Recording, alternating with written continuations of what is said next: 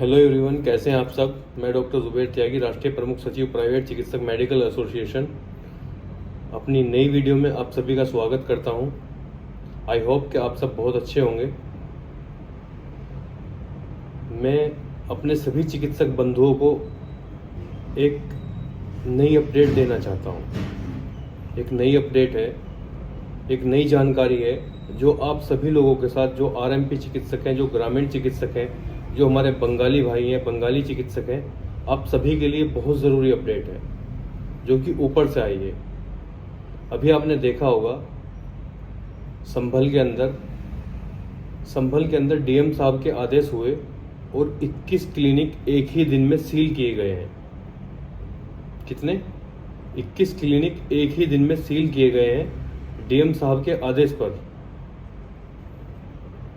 ऊपर से यानी कि लखनऊ से यह ऑर्डर पास हुए हैं। लखनऊ से जो डीएम हैं, जो डिस्ट्रिक्ट, अलग अलग डिस्ट्रिक्ट के जितने भी डीएम हैं, उन सभी को एक ऑर्डर दिया गया है, एक ऑर्डर पास किया गया है कि जितने भी बंगाली चिकित्सक हैं इनकी जांच की जाए।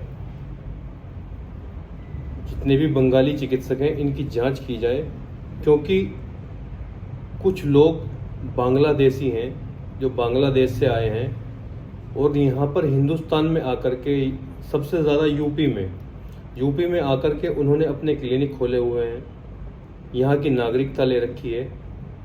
यानी कि वो लोग इनको रोहिंग्या बताते हैं कि ये बंगाली चिकित्सक जो हैं, इनमें लगभग 50% जो चिकित्सक हैं वो रोहिंग्या हैं। तो उनकी जांच होगी कि क्या वो सच में ही रोहिंग्या हैं या वो फिर बंगाल से हैं। इसलिए जितने भी मेरे बंगाली भाई इस वीडियो को देख रहे हैं, आपस में इस वीडियो को ज़्यादा से ज़्यादा शेयर करें, लाइक करें, कमेंट करें, और जितने भी बंगाली भाई हैं उन सब तक इस वीडियो को पहुंचाएं।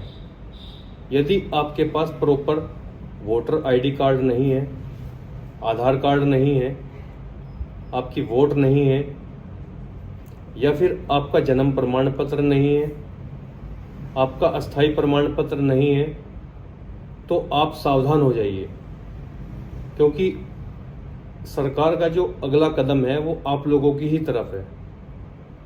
जितने भी बंगाली चिकित्सक हैं और वो बांग्लादेश से हैं, तो वो तैयारी कर लें अपना बोरिया बिस्तर समेटने की, क्योंकि वक्त आ चुका है उनको यूपी छोड़ने के लिए, हिंदुस्तान छोड़ने के लिए, क्योंकि ये सरकार आप लोगों को यहाँ टिकने नहीं देगी। इसलिए जितने भी बंगाली चिकित्सक हैं, अगर उन पर वैलिड डॉक्यूमेंट नहीं है तो वो वैलिड डॉक्यूमेंट अपने पास रखें। अगर पॉसिबल हो और आप लोग रियल में ही बांग्लादेशी नहीं हैं, तो आप यहाँ पर रह करके कार्य कर सकते हैं। अब रीज़न जानते हैं कि जो बंगाली डॉक्टर हैं, जो बंगाली चिकित्सक हैं, आखिर उन पर ही ये गाज क्यों गिर रही है। तो मैं आप लोगों को बता देना चाहता हूं, जितने भी बंगाली चिकित्सक हैं वो सबसे ज़्यादा भगंदर के ऑपरेशन करते हैं, यानी कि पाइल्स के, बवासीर के ऑपरेशन करते हैं। और पाइल्स के, बवासीर के जब वो ऑपरेशन करते हैं तो उनके केस बिगड़ जाते हैं। वही केस फिर हॉस्पिटल पहुँचते हैं, वहाँ जाकर पता चलता है कि पूरा सीन बिगाड़ रखा है। यानी कि आप लोग सर्जन नहीं हो, आप लोगों के पास कोई वैध डिग्री, डिप्लोमा नहीं है, आप लोगों के पास सर्जरी करने के लिए कोई डिग्री नहीं है, लेकिन फिर भी आप लोग सर्जरी कर रहे हैं। मैं मानता हूं कि सभी की सर्जरी गलत नहीं होती, लेकिन 100 में अगर 10% लोग भी गलत सर्जरी कर रहे हैं, तो जो 90% सही सर्जरी कर रहे हैं वो भी गलत हुए। तो जो 10% गलत सर्जरी कर रहे हैं, उनकी वजह से 90% जो बंगाली चिकित्सक हैं उनका रोजगार खतरे में आ रहा है। अभी तक अगर आपके आसपास कोई ऐसा चिकित्सक है कि वो अनट्रेंड है, तो आप उसको एडवाइस दीजिए कि भाई पहले कहीं रह के थोड़ा बहुत काम सीख लो। कोई डिग्री, डिप्लोमा अगर आपके पास नहीं है तो डिग्री, डिप्लोमा कर लो। उसके बाद पूरी उम्र पड़िए कमाने के लिए, उसके बाद आप अपना क्लिनिक डालिए और तब आप काम कीजिए। यानी कि आप जिस कार्य को कर रहे हो, आप उस कार्य में पूरी तरह से परिपक्व होने चाहिए। अगर आप अपने कार्य में पूरी तरह से परिपक्व नहीं है तो आपको कोई अधिकार नहीं है कि आप किसी की जिंदगी के साथ खिलवाड़ करो, आप किसी की सर्जरी करके किसी का केस बिगाड़ो, आपको कोई अधिकार नहीं है। भारत सरकार आपको कोई इस तरह का अधिकार नहीं देती है कि आप दूसरों की जिंदगी से खिलवाड़ करो, क्योंकि कुछ चिकित्सक ऐसे हैं जो डिग्रीधारी हैं, कुछ चिकित्सक ऐसे हैं जिनके पास कुछ नहीं है लेकिन वो अपनी रोजी रोटी चला रहे हैं, उनके पास आधार है, उनके पास एक्सपीरियंस है, वो अपने एक्सपीरियंस के आधार पर प्रैक्टिस कर रहे हैं, नॉर्मल प्रैक्टिस कर रहे हैं, कोई केस नहीं बिगाड़ रहे हैं। लेकिन आप जैसे लोगों की वजह से जो लोग केस बिगाड़ते हैं, जो अपने आप को ओवर स्मार्ट समझते हैं, अपने आप को मानते हैं कि मैं ही सर्जन हूं, उन लोगों की वजह से जो लोग एक्सपीरियंस लेकर कार्य कर रहे हैं वो भी फंस रहे हैं। इसलिए अगर आप अपनी प्रैक्टिस में परिपक्व नहीं है तो आपको कोई अधिकार नहीं है प्रैक्टिस करने का। आज ही अपने क्लिनिक बंद कर दीजिए, पहले कहीं हॉस्पिटल में रह करके एक्सपीरियंस लीजिए, प्रैक्टिस कीजिए हॉस्पिटल में, उसके बाद कोई डिग्री डिप्लोमा कीजिए, तब आप प्रैक्टिस कर सकते हैं। क्योंकि हिंदुस्तान के अंदर बीजेपी की सरकार है, पार्लियामेंट में बीजेपी की सरकार है, पूरी बहुमत से है, तो यहां किसी भी तरह का छोटा सा छोटा अपराध भी आप लोगों का बख्शा नहीं जाएगा। और इन लोगों ने ठाना है कि जितने भी अनरजिस्टर्ड डॉक्टर हैं, स्वास्थ्य विभाग से यूपी के अंदर लगभग 20 लाख अनरजिस्टर्ड चिकित्सक हैं, केवल यूपी की बात कर रहा हूं मैं, यानी कि उत्तर प्रदेश में स्वास्थ्य विभाग से लगभग 20 लाख अनरजिस्टर्ड चिकित्सक हैं जिनके पास कोई डिग्री डिप्लोमा नहीं है, जिनके पास रजिस्ट्रेशन नहीं है, लेकिन वो फिर भी प्रैक्टिस कर रहे हैं। किस लिए? अपने बीवी बच्चों का पेट पालने के लिए, अपना रोजगार चलाने के लिए, क्योंकि इस सरकार के पास नौकरी नहीं है, रोजगार नहीं है, शिक्षा नहीं है, ना ही रोजगार है, ना ही शिक्षा है, ना ही नौकरियां हैं। तो आखिर पढ़े लिखे युवा जो हैं वो करें क्या? तो फिर वो लोग शॉर्टकट देखते हैं और वो किसी हॉस्पिटल में किसी डॉक्टर के पास जा करके साल 6 महीने ट्रेनिंग लेते हैं, काम सीखते हैं, उसके बाद अपनी क्लिनिक खोलकर बैठ जाते हैं। लेकिन ये सरासर गलत है। आपको प्रैक्टिस करने का अधिकार तभी है अगर आपके पास कोई डिग्री या डिप्लोमा है, वरना आपको कोई अधिकार नहीं है कि आप किसी की जिंदगी से खिलवाड़ करें। सरकार विफल है पूरी तरह से, क्योंकि जो गांव देहात हैं, जो अर्बन क्षेत्र हैं, क्या किसी अर्बन क्षेत्र में, गांव में, देहात में किसी ने कोई एमबीबीएस डॉक्टर बैठे हुए देखा है कि कोई एमबीबीएस डॉक्टर बैठ करके अपना वहां क्लिनिक चला रहे हैं? एमबीबीएस डॉक्टर भागते हैं शहरों की तरफ, जो बड़े कस्बे हैं उनकी तरफ। क्या गांव में लोग नहीं रहते? क्या गांव में जनता नहीं रहती? क्या गांवों में पब्लिक नहीं रहती? क्या वहां इंसान नहीं रहते, या सिर्फ वहां जानवर रहते हैं? लेकिन कोई भी एमबीबीएस चिकित्सक गांवों में जाने के लिए तैयार नहीं है। ये सच्चाई है, ये फैक्ट है, आप सब जानते हैं इस बात को। जो गांवों में, जो गांव की जनता है, जो पब्लिक है, क्या वो शहरों में नहीं जाती एमबीबीएस डॉक्टरों के पास में? वहां भी तो जाके फीस देते हैं ना वो लोग। तो फिर एमबीबीएस चिकित्सक घबराते क्यों है गांवों में जाने से? अरे 1 घंटे का 2 घंटे का समय दे दो। जो जरूरतमंद लोग हैं वो आपको दिखा सकते हैं। ऐसा नहीं कि आपको फीस नहीं देंगे, फीस भी देंगे, सारी चीजें होंगी, लेकिन कोई जाने के लिए तैयार नहीं है। ये दुर्भाग्य है हमारा, ये दुर्भाग्य है यूपी सरकार का, ये दुर्भाग्य है उत्तर प्रदेश सरकार का। क्योंकि अगर नौकरियां हो, रोजगार हो, व्यवसाय हो, तो ये इतने सारे जो चिकित्सक हैं, जो ग्रामीण चिकित्सक हैं, आरएमपी चिकित्सक हैं, जीपी डॉक्टर हैं, पीपी डॉक्टर हैं, बीएमएस हैं, बीओएमएस हैं, ये परेशान ना हो। इसलिए आप सभी से रिक्वेस्ट करता हूं कि अपनी प्रैक्टिस को आप सुनिश्चित कीजिए। आप अपने क्लिनिक में बिल्कुल भी वेस्टेज इकट्ठी मत कीजिए। अपने क्लिनिक में साफ सफाई रखिए, क्योंकि जैसे आपने अब से पहले देखा होगा, पिछले साल कि लखनऊ की टीम घूम रही थी, चिकित्सकों को अपराधी बनाने का कार्य किया जा रहा था। अरे जो गांव देहात में बैठे हैं, जो भोली भाली जनता की सेवा कर रहे हैं, जो 150 रुपए में दवाइयाँ दे देते हैं, क्या ये अपराधी हैं? लेकिन सरकार इनको अपराधी बनाने का कार्य कर रही है। किसी एमबीबीएस चिकित्सक के पास जाते हैं, शकल दिखाने से पहले 500 या 700 रुपए फीस ले लेते हैं। उसके बाद उनकी शकल देखने को मिलती है, आप मेडिसिन लो या ना लो, लेकिन उनकी शकल देखने के लिए आपको 500 से 700 रुपए फीस जमा करनी पड़ती है पहले, तब उनके केबिन में जाकर आपको उनकी शकल देखने को मिलती है। यहाँ हमारे जो चिकित्सक हैं, जो गांव में बैठे हैं, देहात में बैठे हैं, जो हमारे बंगाली भाई हैं, वो 20 या 30 रुपए की दवाइयाँ देते हैं, उसमें बीपी भी चेक करेंगे, पेशेंट का वजन भी चेक करेंगे, उसको दवाई भी देंगे, उसको इंजेक्शन भी लगाते हैं, सारे काम करते हैं। 150 रुपए अगर वो ले लेते हैं तो क्या वो गलती करते हैं? लेकिन सरकार को यही चिकित्सक जो गांवों में बैठे हैं, देहात में बैठे हैं, रूरल एरिया में बैठे हैं, यही अपराधी नजर आते हैं। पिछले साल भी खूब तांडव मचा, लखनऊ की खूब टीमें घूमी, चिकित्सकों को चिकित्सा करना दुर्लभ कर दिया, इतनी दहशत फैला दी कि जहां बोलेरो गाड़ी दिख गई वहीं लगा के सरकारी अधिकारी आ गए, लखनऊ की टीम आ गई, भागम भाग मच गई। कहीं एम्बुलेंस का सायरन सुनाई दे गया तो बेचारे शटर डालकर अपने भागने लगे। तो इस तरह का खौफ आप लोगों ने देखा होगा, वही खौफ दोबारा दोहराने वाली है सरकार, क्योंकि फिर से डीएम साहब को आदेश दे दिए गए हैं, हर डिस्ट्रिक्ट के डीएम साहब को फिर से आदेश पारित किया गया है कि जितने भी चिकित्सक हैं, बंगाली चिकित्सक जितने भी हैं, सबके क्लिनिक को सील किया जाए। आपने भी 2 दिन पहले न्यूज में देखा होगा, संभल में भी 21 क्लिनिक सील हुए हैं। उनमें सारे बंगाली नहीं थे, 2-4 बंगाली थे, बाकी नॉर्मल थे। तो जो नॉर्मल चिकित्सक हैं, जो हमारे यहाँ के यूपी के, उत्तर प्रदेश के चिकित्सक हैं, वो भी सावधान रहिए, क्योंकि आपके पास जो बंगाली चिकित्सक हैं, अगर उनकी क्लिनिक सील होंगी तो आपकी भी होंगी। इसी तरह से संभल में हुआ है। क्या संभल में 21 के 21 चिकित्सक जो है बंगाली थे? नहीं थे। तो इसलिए सावधान हो जाइए। सरकार पूरे मूड में है, ये आपको कार्य नहीं करने देगी, क्योंकि इनको रजिस्टर्ड डॉक्टर चाहिए, अनरजिस्टर्ड अनक्वालिफाइड डॉक्टर नहीं चाहिए।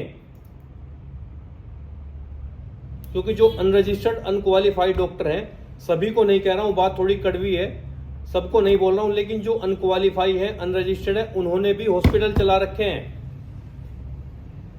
पहले एमबीबीएस डॉक्टर हॉस्पिटल बनाते थे और वो कंपाउंडर रखते थे, लेकिन अब कंपाउंडर हॉस्पिटल बना रहे हैं और वो एमबीबीएस डॉक्टरों को हायर कर रहे हैं।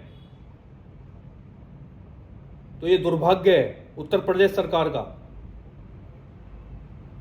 लेकिन जो गांव देहात में बैठे हैं, रूरल एरिया में बैठे हैं, जो अपनी रोजी रोटी कमा रहे हैं, 50-100 रुपए में लोगों की सेवा कर रहे हैं, कोई केस उनसे नहीं बिगड़ रहा है, तो ऐसे चिकित्सकों को सरकार से हाथ जोड़कर निवेदन है, रिक्वेस्ट है कि इनको 6 महीने का प्रशिक्षण दें। और जिस तरह से दाइयों को, बहुओं को, एएनएम को, जीएनएम को आपने सरकारी योजनाओं में लगा रखा है, उस तरह से इन चिकित्सकों को भी 6-6 महीने का प्रशिक्षण देकर इनको भी सरकारी योजनाओं में लगाएं, ना कि इनको अपराधी बनाने का कार्य करें। सरकार को मैं बता देना चाहता हूं, यूपी के अंदर, उत्तर प्रदेश के अंदर लगभग 20 लाख चिकित्सक हैं अनरजिस्टर्ड, और 2027 में चुनाव होने वाला है। ये 20 लाख चिकित्सक जिधर पड़ गए, चुनाव का रुख बदल देंगे। क्या कभी सरकार ने सोचा है? अगर ये सरकार इन चिकित्सकों के बारे में सोच ले तो ये वो चिकित्सक हैं जो सरकार का रुख बदलने की ताकत रखते हैं। लेकिन इन लोगों को 6 महीने का, 10 महीने का, या जितना भी चाहे सरकार उतना इनको प्रशिक्षण दे।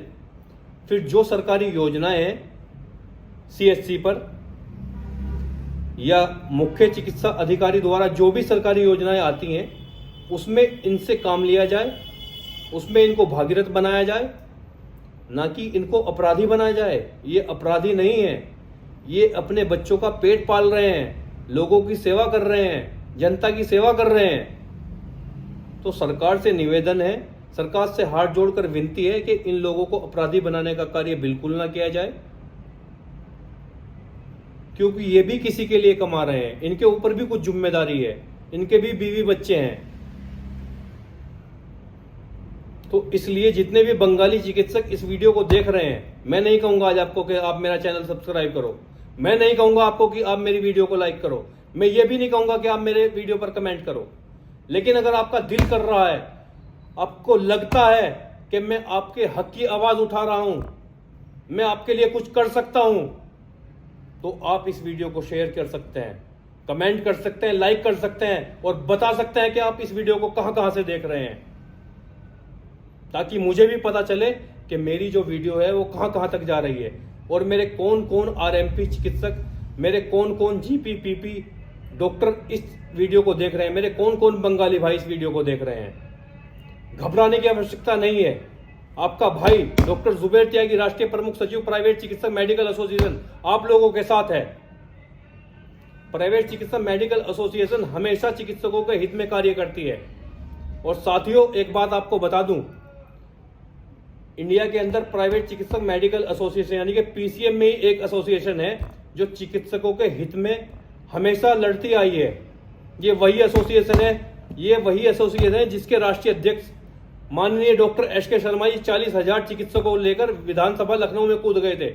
ये वही एसोसिएशन है जिसके राष्ट्रीय अध्यक्ष ने जंतर मंतर का घेराव किया। ये वही एसोसिएशन है जिसके राष्ट्रीय अध्यक्ष ने हापुड़ के अंदर हंगामा किया। किसके लिए? चिकित्सकों के लिए। क्योंकि हम लोगों के दिल में एक टीस है, हम लोगों के दिल में एक आग है, हम लोगों के दिल में एक चिंगारी है कि अपने चिकित्सा भाइयों को चिकित्सा कराने का अधिकार देंगे। अरे जब एएनएम को अधिकार मिल सकता है, जीएनएम को अधिकार मिल सकता है, आशाओं को अधिकार मिल सकता है, बहुओं को अधिकार मिल सकता है, वो सरकारी योजनाओं में काम आ सकती है, वो सरकारी योजनाओं को घर घर तक पहुंचा सकते हैं, तो क्या ये हमारे आरएमपी ग्रामीण चिकित्सक नहीं पहुंचा सकते? बिल्कुल पहुंचा सकते हैं, लेकिन सरकार को भूल है। ये वही चिकित्सक हैं जिन्होंने कोरोना काल में सरकार के साथ कंधे से कंधा मिलाकर कार्य किया, वरना मौतों का आंकड़ा इतना होता कि सरकार जो है मौतों का आंकड़ा कवर नहीं कर पाती। क्योंकि जो एमबीबीएस डॉक्टर थे वो तो अंडरग्राउंड हो गए थे, भाग गए थे, विदेशों में भाग गए थे। ये वही चिकित्सक है जिनको सरकार झोला छाप के नाम से पुकारती है। ये वही चिकित्सक है जिनको सरकार झोला छाप के नाम से अभिशाप देती है।